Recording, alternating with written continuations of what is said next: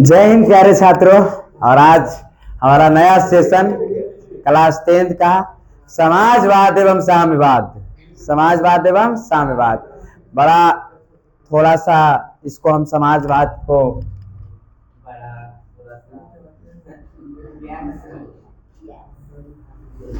समाजवाद एवं साम्यवाद, समाजवाद एवं साम्यवाद, समाजवाद एवं साम्यवाद एवं रूसी क्रांति एवं कौन से रूसी क्रांति, रूसी क्रांति, रूसी क्रांति बड़ा इंपॉर्टेंट ये चैप्टर है। धीरे धीरे समाजवाद, अभी हम इसको डिफिनेशन नहीं पढ़ेंगे, समाजवाद किसे कहेंगे, साम्यवाद किसे कहेंगे, आपको इस लेवल तक हम पहुंचा देंगे। यह जो समाजवाद है, एक पूछे समाजवाद है क्या? समाजवाद एक विचारधारा है। क्या है? विचारधारा है समाजवाद। कि सर समाज का निर्माण कैसे कैसे हुआ? साम्यवाद, समाजवाद, साम्यवाद और रूसी। फिर तो यहाँ तो आपको कहानी है, फिर तो न चाहने के बाद भी आपको याद होते जाएगा, क्योंकि यहाँ क्या आ जाएगा? क्रांति। और रूसी क्रांति मतलब क्या होगी? कहानी होगी, किस्सा कहेंगे फिर हम। लेकिन ये जो है समाजवाद, तो इसके लिए थोड़ा सा आज का क्लास थोड़ा सा तो पेचीदा तो होगा, लेकिन हम कोशिश किए हैं कि आपको तकलीफ होने नहीं देंगे। मेहनत हमने किया है तो हम आपको तकलीफ होने नहीं देंगे। तो थोड़ा सा हम समाजवाद के बारे में देखें कि समाज कैसे कैसे हुआ। सर आखिर ये समाज बना कैसे? समाज बना कैसे? पहले हमारा समाज कितने भागों में था? तो हम देखेंगे अभी कि हमारा पूर्व के समाज, मतलब पहले समाज कैसा था। तो पूर्व के समाज से हम पहले चलेंगे कि हमारा पूर्व के समाज क्या था। पूर्व समाज, हमने पूर्व के समाज हमने आपको पढ़ाए हैं कि जब फ्रांस की क्रांति में, जब फ्रांस की क्रांति, फ्रांस क्या हुआ जी? है ना, मैं पागल क्या है ना। और देखो है ना, और ये देखो है ना, पूर्व समाज की बात करें तो पूर्व समाज जो हमारा है, पूर्व समाज है ना। तो पूर्व समाज हम देखे थे कि पादरी था, कुलीन था, है ना, पादरी था, कुलीन था और सर्वसाधारण। देखिए हम पहले के समाज को देख रहे हैं कि पादरी था और क्या था? कुलीन था और क्या था? सर्वसाधारण। हाँ, सर्वसाधारण, पादरी, कुलीन और सर्वसाधारण। बढ़िया से बातों को सुनना है एकदम से। हाँ, पादरी, कुलीन और सर्वसाधारण, बढ़िया से देखेंगे। अर्थात प्रारंभ में जो हमारा समाज था वो सिर्फ दो भागों में बटा था। कितने भागों में? दो भागों में।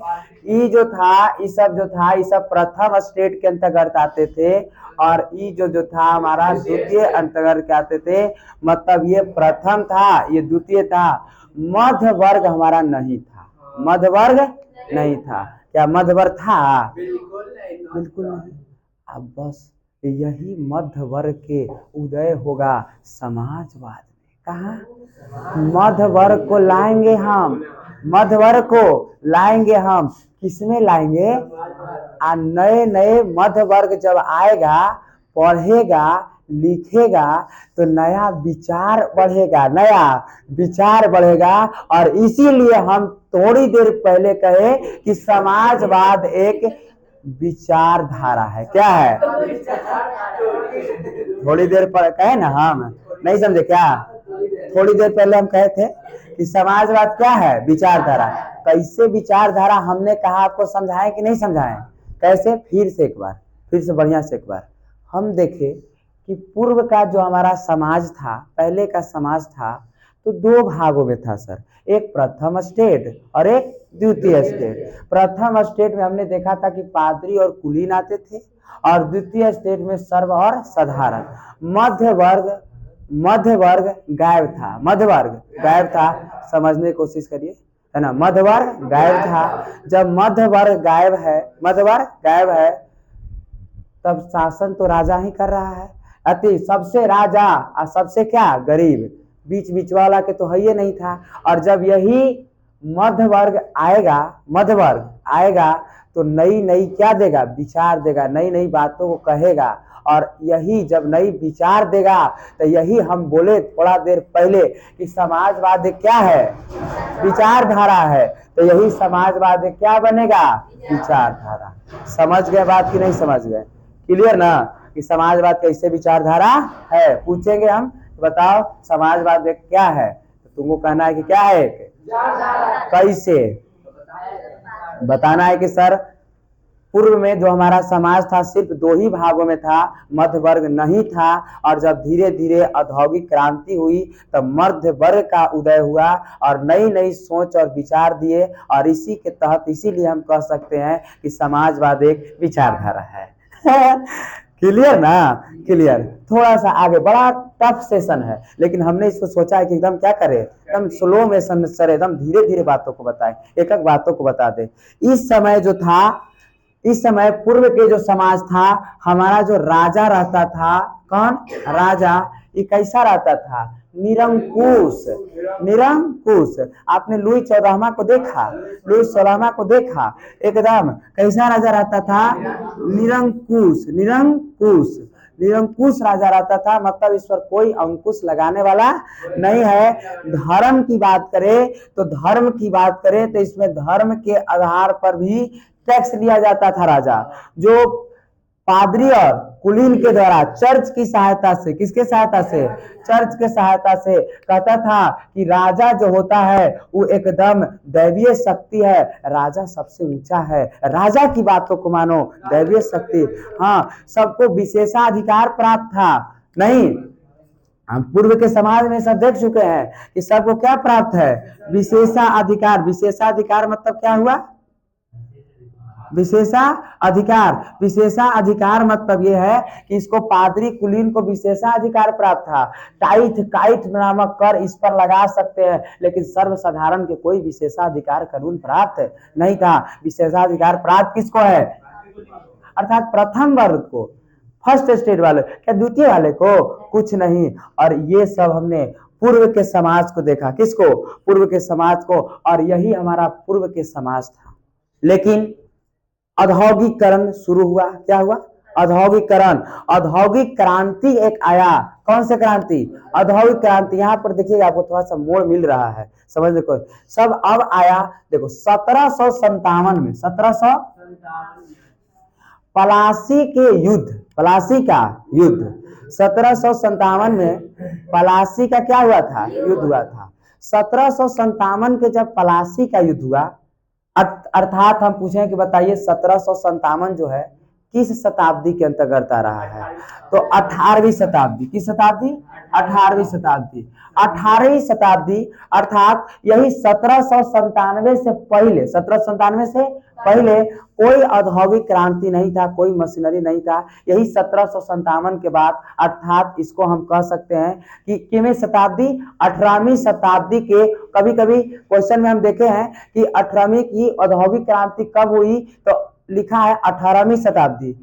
फिर एक क्वेश्चन में लिखा कि 18वीं शताब्दी के उत्तरांत, 18वीं शताब्दी के उत्तरांत। फिर लिखा कि 18वीं शताब्दी के पूर्वांत। तो उत्तरांत कहेगा तो समझना है कि 50 प्लस, पूर्वांत कहेगा इधर में है। तो 18वीं शताब्दी के उत्तरांत, 18वीं 50 उत्तरांत मतलब 50 50 के अरेंज कर रहा है हमको। तो फिलहाल हम पूछेंगे औद्योगिक क्रांति की शुरुआत कब हुई, 18वीं शताब्दी में। और अगर इसमें 18वीं शताब्दी ना रहे क्वेश्चन में, तो वहां 18वीं शताब्दी के उत्तरांत दिया रहेगा, तब दिखेंगे कि 18वीं शताब्दी के उत्तरांत। ऑप्शन में अगर दूर रहे, ऑप्शन में रहे कि औद्योगिक क्रांति कब हुई, तो पहला रहेगा कि 18वीं शताब्दी, दूसरा रहेगा कि 18वीं शताब्दी के उत्तरांत, तीसरा रहेगा कि दोनों, या चौथा रहेगा इनमें कोई नहीं। तो आपको मारना क्या है, 18वीं शताब्दी के उत्तरांत। जब उत्तरांत न रहे तब हमको लगाना है कौन शताब्दी, 18वीं शताब्दी। बात क्लियर ना, क्लियर। और औद्योगिक क्रांति की शुरुआत होती है किसकी, औद्योगिक क्रांति, औद्योगिक क्रांति। औद्योगिक क्रांति की शुरुआत सबसे पहले इंग्लैंड में होता है। कहाँ में? इंग्लैंड में, है ना। सबसे पहले औद्योगिक क्रांति की शुरुआत इंग्लैंड में हुई और यहीं पर सबसे पहले औद्योगिक क्रांति की शुरुआत हुई। और क्रांति क्या हुआ सर? तो यहाँ जो है मानव श्रम के बदले मशीन को लाया गया। किसको लाया गया?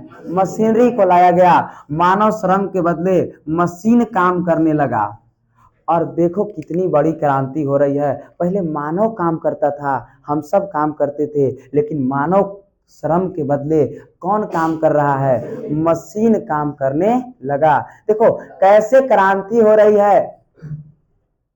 पहले पूर्व में हमने देखा कि लोहा को हम लोग ढोते थे, लोहा को हम लोग खींचते थे, चलो चलो चलो चलो। लेकिन जेम्स वाट ने, किसने? जेम्स वाट ने भाप इंजन की शुरुआत कर दिया। किसकी? भाप इंजन की।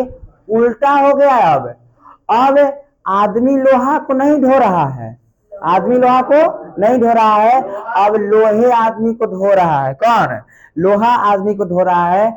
मतलब इसका ये दिक्कत हो रहा है कि अब कैसा क्रांति हो रहा है। देख रहे हैं ना कि पहले लोहा आदमी को ढो रहा था, हम लोग ढो रहे थे कि चलो चलो ले चलते हैं, लेकिन जेम्स वाट आया तो उसने तो गड़बड़ ही कर दिया। उसने कह दिया कि नहीं, अब कौन ढोएगा? स्कूटर लोहा के हैं, साइकिल तीन चार गो ट्रेन है, 3-4 गो बैठ गए। स्कूटर तैयो नहीं चल रहा है, चलने की न चलने, अब हम धोए बैठते हैं, आराम करते हैं, चलो, है ना, स्लेटर दे रहे हैं। नहीं क्रांति समझ रहे हैं ना? ये क्रांति है। ये क्या है? क्रांति। पहली बार घरेलू पद्धति कारखाना, ओहो इधर से लिखा गया, घरे बोलते हैं सही। देखिए क्या आता है कि दिमाग है इधर, क्योंकि बात एकदम नहीं समझाएंगे तो फिर क्रांति समझ नहीं आएगा। घरेलू पद्धति, पहली बार कौन सी पद्धति ले ली? कारखाना पद्धति। कौन सी पद्धति? कारखाना पद्धति। कारखाना पद्धति। जैसे सर ये कैसे हो गया घरेलू पद्धति कारखाना पद्धति में? जैसे पहले, अभी देखिए, अभी हम लोग किसी घर में मास्टर जाता है पढ़ाने के लिए, होम ट्यूशन उसको कहते हैं इंग्लिश में, नहीं होम ट्यूशन जाता है। बेल बाहर बजाया, लेकिन ऊपर से देख लिया, लगते हैं कि सर आ गए, पढ़ने के मन है तो पढ़ लिया, न पढ़े के मन मटिया ले, आज न हमको तबीयत खराब है, आज नहीं पढ़ेंगे, कोई बात नहीं। लेकिन अभी ये कौन सा पद्धति है? कारखाना पद्धति। अगर घरे हम जा रहे हैं तो घरेलू पद्धति हो गया, लेकिन अभी अब आप मेरे पास आ रहे हैं, सब एक साथ पढ़ रहे हैं, कारखाना पद्धति। कौन सी पद्धति? कारखाना। मतलब अब घरेलू पद्धति नहीं है। कैसी पद्धति? कारखाना। घरेलू पद्धति में क्या था कि सब हम ही हैं, हम पढ़ाने जा रहे हैं तो हाँ हम ही चेक करेंगे, सब चीज क्या करेंगे? हम ही करेंगे। लेकिन यहाँ बदल गया, यहाँ हम पढ़ा रहे हैं, साथ साथ हमारा टीचर है तो जाके कहेंगे चलो उसी से भी पढ़ लो, जाके उससे भी पढ़ लो। ये कैसा पद्धति हो गया? कारखाना। वहां सब मेरा नियम का सब हम ही चेक करेंगे, लेकिन यहाँ सब बदल चुका है, कारखाना पद्धति हो गया। कौन सी पद्धति? कारखाना पद्धति। उसी समय जो हमारा मजदूर थे, कृषक मजदूर थे, कौन?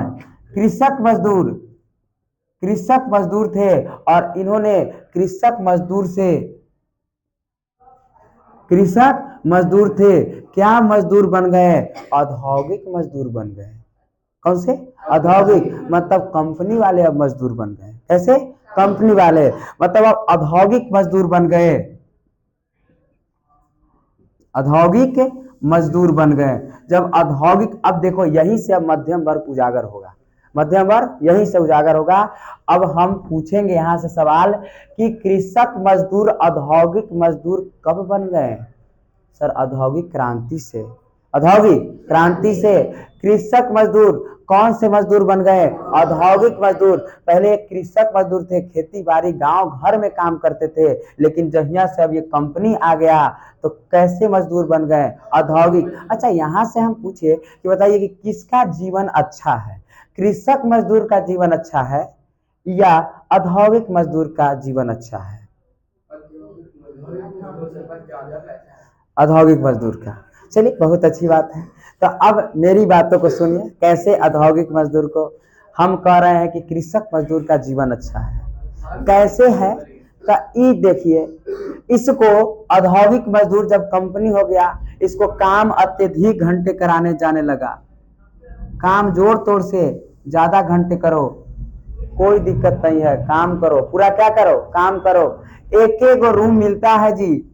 दिल्ली पंजाब कंपनी में काम करने वाले लोगों से पूछना, जो रहते हैं जाते हैं काम करने के लिए, एक के रूमा में 10 से 15 को ठूस आ जाता है।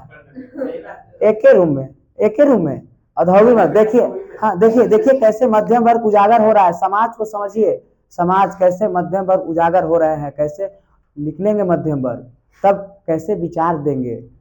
एक ही रूम में दिल्ली पंजाब जो कमा रहे हैं भैया पापा, उनसे पूछिएगा, एक के रूम रहता है, उसी में 10 से 15 को क्या किया गया, ठूसा गया। 10-15 को ठूसा गया, और 10-15 को एगो जा रहा है ड्यूटी, तो एगो आ रहा है, यही में खाना भी बनना है, यही में सोना है, सब चीज इसी में करना है।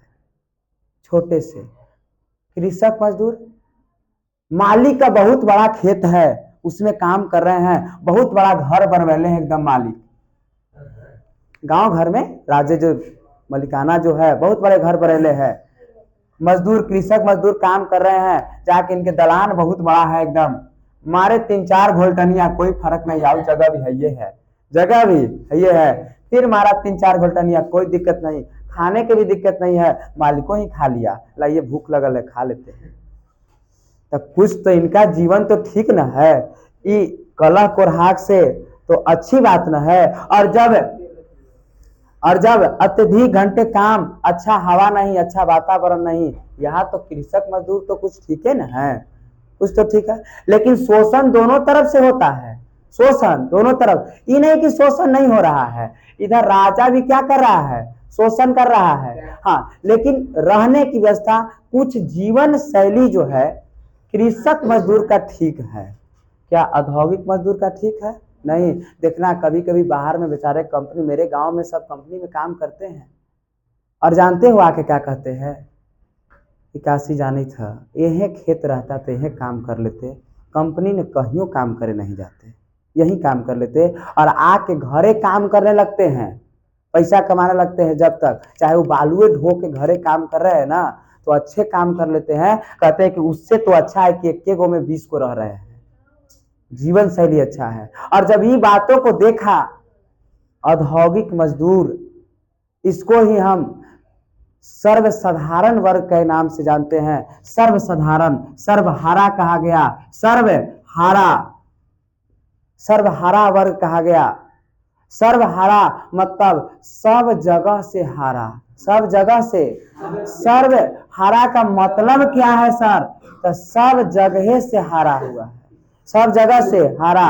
अगर देखो यही बाद में सर्वहारा, जब ये औद्योगिक मजदूर जो है कंपनी का नाम रूप ले चुका है, और यही इसी सबब एक कंपनी के रूप में हो चुके हैं, और जब ये कंपनी हो गया तो ये निजी लाभ के लिए चला गया, तो इसी से एक उत्पन्न हुआ है पूंजीवाद। पूंजीवाद, पूंजीवाद, पूंजीवाद उत्पन्न हुआ। कैसे? क्योंकि अब काम कर रहा है अत्यधिक लाभ के लिए, हमको मजदूरा से कोई लेना देना नहीं है। उसी समय कहा गया सर्वहारा है। इधर भी अगर ये इधर विरोध करता है, पूंजीवाद कंपनी का विरोध करता है, 4 लाठी मारा, विरोध करेगा हमको, चलो काम करो, काम करो, है ना। बेचारा थाना में जा रहा है केस करने के लिए, पहले ही पूंजीवाद के पास फोन आ जा रहा है, आपके कंपनी के मजदूर मेरे पास थाना में आया है कंप्लेन, मारो 4 लाठी अभी मारो। काहे क्या आया, काहे आया, कहला। देखो बेचारा सब जगह से हार रहा है, वापस आया फिर से इसी कंपनी ने काम, सुना है कि तू का तो केस कर गया था, फिर मारो 4 लाठी। समझ गए क्या हाल होल है मजदूर को। इसीलिए कहते हैं कि क्या करो, पढ़ो, पढ़ाई से बढ़कर इस दुनिया में कुछ नहीं है। सब जगह यही स्थिति हो जाएगा, सब जगह से हार जाओगे, एक दिन नहीं पढ़ोगे तो बाहर भी जाओगे कोई नहीं रखेगा, क्योंकि शिक्षित नहीं हो तुम। घरे आओगे, अपने ही माँ बाप जो तुम्हें जन्म दिए वो भी पढ़े लिखे रहो तो भागा जा, पढ़ेला कहते थे तो नहीं पढ़ता था, हारो। एक दिन ऐसा स्थिति आ जाएगा, हम सब जगह से हार जाएंगे, सर्वहारा हो जाएंगे और इन्हें से उन्हें लात खाते चलेंगे। क्या यही चाहते, यही जीवन है? समझ गए ना? ये सर्वहारा पूंजीवाद को जन्म दिया।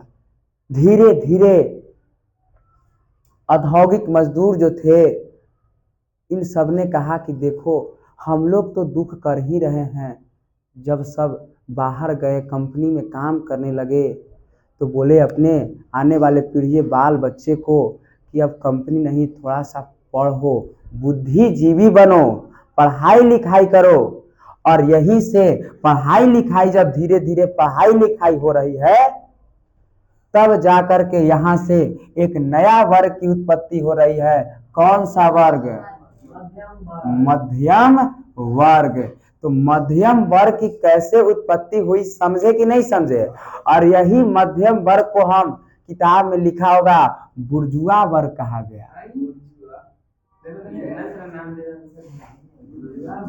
बुर्जुआ वर्ग। जैसे ही हम कहेंगे कि बुर्जुआ वर्ग, तो बुर्जुआ वर्ग मतलब आप समझिएगा कौन से वर्ग की बात कर रहे हैं सर? मध्यम वर्ग की बात कर रहे हैं। कौन से बात कर रहे हैं? मध्यम वर्ग की बात कर रहे हैं। और देखो धीरे धीरे यही मध्यम वर्ग जब पढ़ लिख जाएगा तो अपने अधिकार के खिलाफ मांगेगा, बातों को मांगेगा, कहेगा कि ये बात सही नहीं है। तो मध्यम वर्ग का कैसे विकास हुआ हमने देखा ना। अब यहां से देखो, जब मध्यम वर्ग, कौन से वर्ग? मध्यम वर्ग। पूंजीवाद का जन्म कैसे हुआ आपने देखा ना, कि पूंजीवाद का भी जन्म हो चुका है। किसका जन्म हो चुका है? पूंजीवाद। यही सब लोग काम करवा, औद्योगिक आ गया। क्या आ गया? औद्योगिक। पूंजीवाद का जन्म हो गया। किसका? पूंजीवाद का। पूंजीवाद के बाद जब कंपनी में यही सब औद्योगिक मजदूर जो कंपनी में काम करने के लिए गए, अपने आने वाले पीढ़ी, अपने बाल बच्चे, अपने समाज में कहे कि देखो हम जाते हैं कंपनी में काम करने के लिए, अत्यधिक शोषण हो रहा है, सर्वहारा कहा गया, सगरों से हारे हुए हैं, मैं तुमको इस दलदल में नहीं फंसने दूंगा, पढ़ाई लिखाई करो। और जब पढ़ाई लिखाई किया तो एक नया वर्ग की उत्पत्ति हो रही है, और उसको हम कौन से वर्ग कहें? और बुर्जुआ वर्ग को ही कौन सा वर्ग कर रहे हैं? मध्यम वर्ग। अब यहां से देखो, इसमें भी तीन तरह के, कितने तरह के? तीन तरह के समाज हमारा होगा। तीन तरह के समाज में परिवर्तन चाहने वाले देखे मिलेंगे। अब पहला जो हमारा मिलेंगे, रूढ़िवादी मिलेंगे। रूढ़िवादी। अब देखो, अब समाज के परिवर्तन कर रहे हैं हम, समाज में परिवर्तन, क्योंकि अब मध्यम वर्ग का क्या हो चुका है? एंट्री हो चुका है, मध्यम वर्ग का उदय हो चुका है। तो अब ये समाज को क्या करेगा? परिवर्तन करेगा। समाज को परिवर्तन। देखो कैसे एक्शन, कहानी को मोड़, यहाँ से फिर एक बार मोड़ आ चुका है। अब समाज में क्या आ रहे हैं? हाँ, समाज में परिवर्तन। समाज में परिवर्तन मतलब पहला जो हमारा वर्ग आ रहा है उसको हम कहे रूढ़िवादी। कौन से? रूढ़िवादी। रूढ़िवादी। रूढ़िवादी। दूसरा हमारा जो समाज है उदारवादी। कौन से? उदारवादी। उदारवादी। और तीसरा जो हमारा समाज है, कौन समाज? तीसरा जो हमारा समाज है आमूल परिवर्तनवादी। आमूल परिवर्तनवादी। आमूल परिवर्तनवादी। आमूल परिवर्तनवादी। तीनों समाज को पहले हम देखेंगे। मध्यम वर्ग का जब उदय हो गया, मध्यम वर्ग का उदय हो गया, कितने प्रकार के समाज में परिवर्तन चाहने वाले लोग हैं? तीन प्रकार के परिवर्तन चाहने वाले लोग हैं। पहला लोग है रूढ़िवादी, दूसरा लोग है उदारवादी और आमूल परिवर्तनवादी। रूढ़िवादी जो है ना, फिर से, रूढ़िवादी जो है ये कोई परिवर्तन नहीं चाहते हैं। ये कोई परिवर्तन नहीं चाहते हैं कि चलिए कोई बात नहीं, एकदम पुराना परिवर्तन ही जो राजा शासन कर रहा है वही चलेगा, हमको उससे कोई एतराज नहीं है। तो ये है रूढ़िवादी। कौन है? नहीं ये जो है उदारवादी ये कह रहा है कि थोड़ा सा परिवर्तन हो जाना चाहिए, थोड़ा सा परिवर्तन। जैसे देखो प्रारंभ में हम देखे थे, प्रारंभ में देखे थे ना कि जो राजा था वो एकदम निरंकुश था, जो कह दिया वही चलेगा, जो कह दिया वही चलेगा। लेकिन ये चाह रहा है रूढ़िवादी के दम निरंकुश, हमको कोई लेना देना नहीं है, सारा व्यवस्था ठीक चल रहा है। लेकिन उदारवादी कहा कि नहीं नहीं, थोड़ा परिवर्तन, मतलब संवैधानिक, ये तो क्लियर ना है, संवैधानिक राजतंत्र होना चाहिए कि हम लोग संसद में बैठे, आप राजा रहिए, कोई दिक्कत नहीं है, साइन करिए, तो इसको हम कहें उदारवादी, क्या कहें। लेकिन ये जो है परिवर्तनिक, सब बेकार, इस सब क्या बेकार। परिवर्तन, जीरनदस्तो जैकोबियन इसी का ना सदस्य था। पूर्ण परिवर्तन, पूर्ण परिवर्तन, पीछे की बातों को देखिए, कॉपी को, जीरनदस्तो जैकोबियन एक बार पढ़ के आना है, इसलिए जब पढ़ाए तो, है ना। उदार गणतंत्र हम दिखाए थे आपको, हाँ उदार गणतंत्र पढ़ाए थे कि सब पूर्ण परिवर्तन, इस सब के हटा करके सिर्फ लोकतंत्र की स्थापना करना चाह रहा था। कौन? आमूल परिवर्तनवादी। जैसे गांव में देखना, गांव में अगर कोई लड़की जो है, कौन, कोई लड़की अगर जीन्स शर्ट पहन ले, क्या पहन ले, जीन्स शर्ट, तो ई वाला के लोग है रूढ़िवादी वाले कहेंगे कि देखो न फलना के बेटिया जीन्स पहन लेके यार तूने, नहीं, एकदम नहीं परिवर्तन करना चाहेंगे। मतलब कौन से वादी, अर्थात समझ लेना है कि व्यक्ति कैसा है, रूढ़िवादी है। या देखिए किसी के, बढ़िया से समझे, इसको एकदम क्लियर कर लेंगे हम तीन शब्द को। किसी के पापा जो होते हैं, अगर लड़कन सब, आजकल के लड़कन सब तो मॉडर्न हो चुका है, इधर से थोड़ा मानी बाल उल थोड़ा कटवा लिया, बाल उल कटवा लिया, बाल उल कटवा लिया, बढ़िया से सुनेंगे सुनेंगे, इधर से बाल उल कटवा लिया, तनियो मानी कटवा लिया, तब इधर से रूढ़ी, ये बाल कटवेले हैं, एको कर्म क्या हो पहले नहीं, रूढ़िवादी। अच्छा, ई जो है उदार, ई कहा तनी मानी कटवा लिया ठीक ठाक से, थोड़ा सा मीडियम में कटवाया, तो पापा कहे चलो कोई बात नहीं है, इतना चलेगा, इतना चलेगा। मतलब उस समझ पापा कैसे हैं, उदारवादी, तनी मानी परिवर्तन चाह रहे हैं। लेकिन कोई तो हद कर देता है, हेने से नोचवा लिया, हेने से नोचवा लिया, हेने से भी नोचवा लिया, और हेने से वो कलर मार दिया, वो हेने से कलर मार दिया। मतलब ये तो हो गया क्या, परिवर्तन कर दिया। ये क्या कर दिया, परिवर्तन ही कर दिया, समझ गए। तो अब हमको नहीं लगता है कि तीनों में दिक्कत होगा, तीनों में दिक्कत नहीं ना, एकदम तीनों में दिक्कत नहीं। अर्थात अब आप समझिएगा कि हमारे पापा किस वादी के हैं, रूढ़िवादी है कि उदारवादी है कि आमूल परिवर्तनवादी है ना। कि अगर ऐसे इन्हों से रंगवा लिए, इन्हों से रंगवा लिए, गलई कर दिए, इधर से नचवा दिए, इधर से नचवा दिए, तो हमारे पापा एकदम भाई ई वाला है ना, रूढ़िवादी। जैसे तनी मानी हम डिश डैश कर देते हैं, तो आइए इधर, है ना, आइए, तो हमारे पापा यही बात है। लेकिन अब धीरे धीरे थोड़ा सा इसमें हम लाने की कोशिश कर रहे हैं। इसमें तो नहीं आ सकते हैं, लेकिन इसमें हम ला देंगे, इसमें हम ला देंगे। आज भी हम थोड़ा सा जीन्स दे देते हैं, पापा रखा है ना, रखा तू ही पहना है ना, नहीं पहनते हैं तो, लेकिन हाँ फुल पैंट शर्ट पहनते रहते हैं, है ना। लेकिन आज तक अभी तक धोती उती सब नहीं पहने हैं। अब देखिए बुल्हारी ने पहनेगी ना, है ना, फिलहाल यहाँ देखेंगे। हाँ तो अब यहाँ से हम देखेंगे, यहाँ से हम देखे, बदला गया क्या,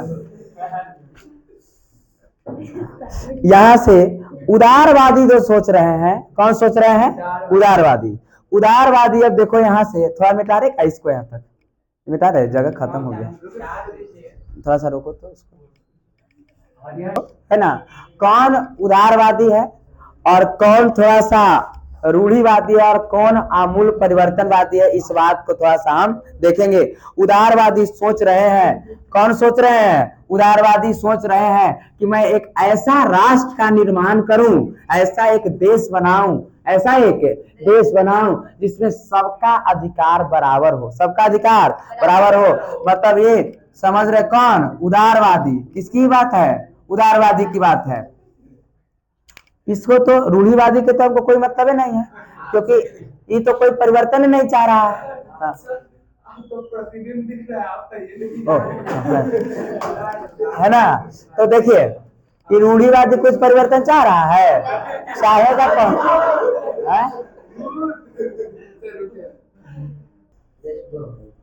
हो गया।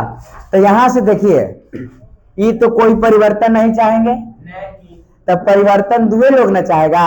एक चाहेगा कौन? उदारवादी, और एक कौन चाहेगा?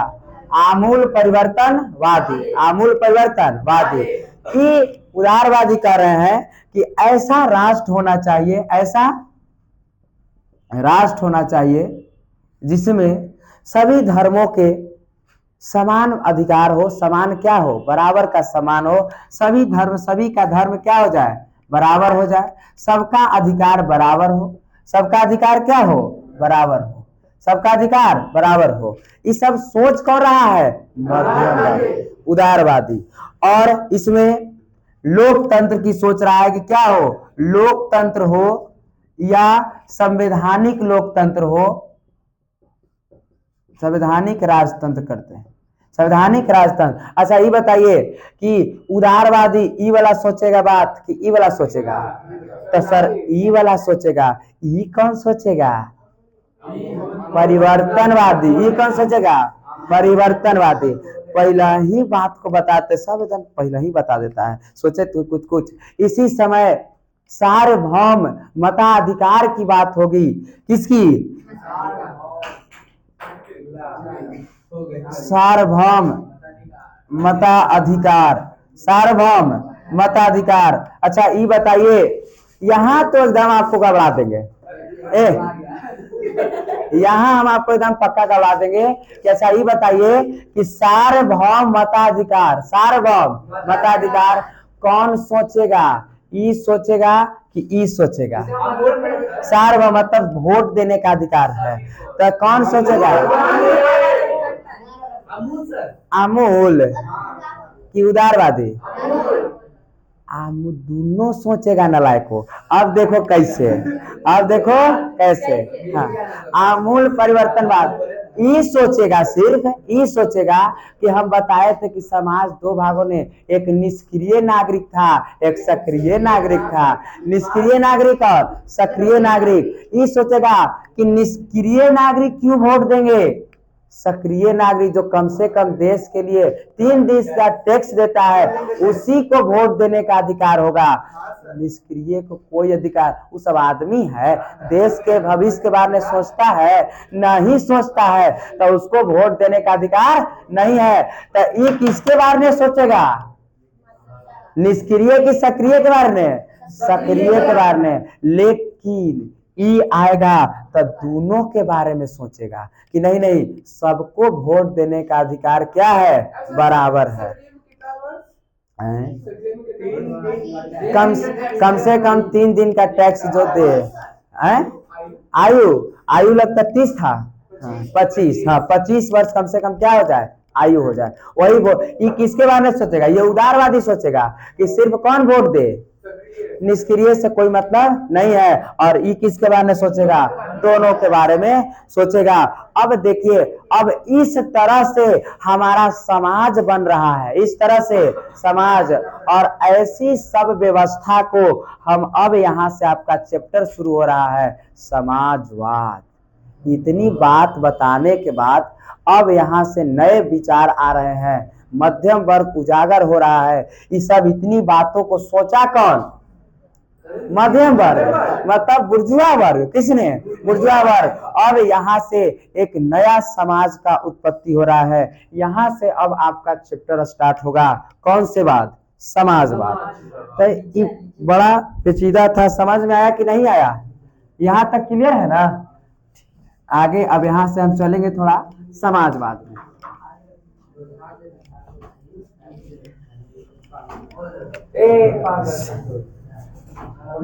समाजवाद, कुलबुल कुल मत करो, समाजवाद। अब देखो, अब नया समाज का पुनर्गठन होगा, नए समाज का पुनर्गठन मतलब समाज का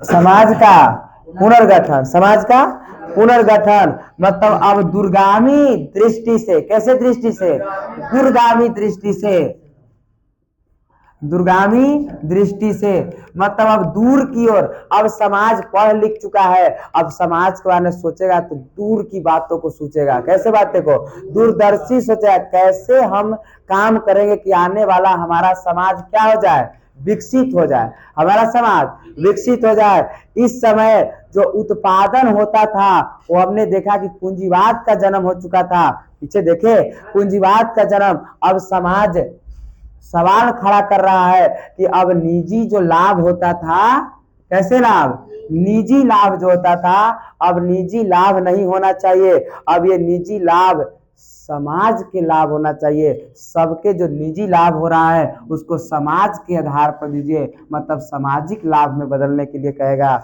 जो कंपनी अकेला किसी एक व्यक्ति का था, कंपनी एक व्यक्ति का था, कंपनी कितने व्यक्ति को, एक व्यक्ति को था, अभी एक व्यक्ति का अधिकार नहीं होना चाहिए, पूरे किसको होना चाहिए, पूरे समाज का अधिकार होना चाहिए, पूरे किसको, समाज का अधिकार होना चाहिए। जो निजी संपत्ति है, कैसी संपत्ति है, निजी संपत्ति है, निजी संपत्ति है, उसको सार्वजनिक संपत्ति में बदल दो। हाँ मतलब कैसा, सबका संपत्ति हो जाएगा। अब ऐसी बात आ रहा है, नए नए विचार आ रहे हैं, और ये सब कौन दे रहे हैं, मध्यम कह रहा है कि जब भगवान ने, प्रकृति ने कोई भेदभाव नहीं किया तो ये आदमी सब भेदभाव क्यों कर रहे हैं। पूंजीवाद ने, आपको हम बताए थे कि पूंजीवाद आर्थिक व्यवस्था, पूंजीवाद में हम आपको एक एग्जाम्पल बड़ा बढ़िया बताए थे कि पूंजीवाद में सरकार भी सोचता है कि अगर ट्रेनों चला रहा है तो 3 गो डिब्बा दे रहा है, एगो में दे रहा है जनरल, एगो में दे रहा है क्या, बैठने के लिए, है ना, स्लीपर, और एगो में दे रहा है सूत जाइए, क्या हो जाइए, सूत जाइए, मतलब क्या, एसी।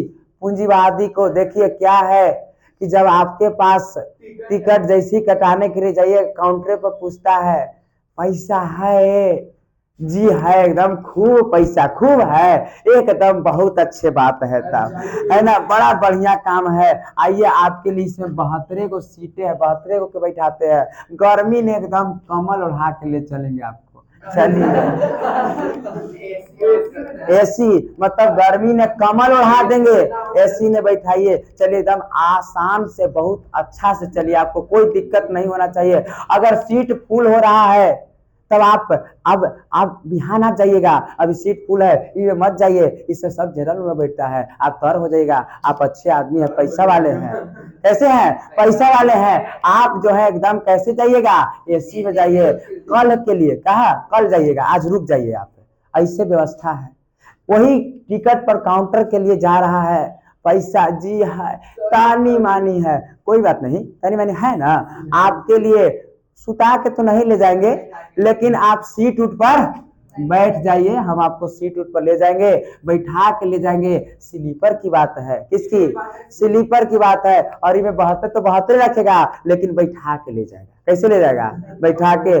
देखो हाल किसको, जनरल को, 72 गो के सीट है, 1500 टिकट कट जाता है, सब जाओ, कोई दिक्कत नहीं है, एकदम बेचारा ड्राइवर भी दिक्कत कर देता है, देखता है कि अच्छा सब मजदूर इधर है, डूबोगी आगे खींच लो खींच लो खींच लो, बढ़ा दो ट्रेनें बढ़ा दो, हाँ ड्राइवर रेलवे बढ़ा दो खींच लो, बेचारा सब मजदूर दौड़े लगता है, ए जनरल का नहीं हो, आते हैं दौड़े लगता है। अरे हद तो तब हो जाता है कि अपना अपना सब गमछी फेंकने लगता है, यही में मेरा सीट है। अंदर जब जाता है, हाँ गमछी बिकता है, अंदर जब जाता है तो पता चलता है गमछी नहीं है। गमछिया जी, गमछी नहीं है, गमछी है ना, गमछी नहीं है एकदम नहीं। बेचारा कैसे भी करके नीचे जब फूल हो जाता है, नीचे नीचे फूल हो गया, एकदम एकदम ठैचा ठैची हो गया, तब ऊपर ऊपर रहता है। सब जूते चप्पल पे एक तो जूता हमार लग जा रहा है जी, और बेचारा ऊपर चला है। कैसे हूँ आया था, आदमी जो है आया था इस पृथ्वी पर बड़ा बढ़िया तरीकों से आराम करने के लिए। बताइए, मुर्गा मुर्गी से भी गजब हाल करके ले जा रहा है। अब ऐसी व्यवस्था जहां आपको दिखे तो कौन सी व्यवस्था है, समझ गए ना, क्या कोई दिक्कत। अब यही सभी मध्यम वर्ग कह रहा है कि ऐसा क्यों, ऐसा क्यों, जब भगवान ने, प्रकृति ने हमारे साथ भेदभाव नहीं किया। भगवान ने हवा दिया, क्या दिया, हवा दिया, और हवा सबके लिए दिया। किसके लिए, सबके लिए दिया। क्या कभी उसने कहा कि तुम गरीब हो, क्या हो कि तुम गरीब हो, तुम मत खींचो, तुम मत खींचो। अमीर है, अगर आप अमीरे के सामने खड़ा है, अगर आप गरीबे हैं और आप किसी अमीर के सामने, तो क्या कभी कहते हैं कि ज्यादा मत खींचिए, हुआ तो नहीं, हम लोग छोड़ दीजिए। ऐसा है बात। तो क्या प्रकृति मेरे साथ खिलवाड़ कर रहे हैं, जितना खींचो हम खूब खींच रहे हैं, आप भी खींचिए। क्या भगवान कुछ किए हैं?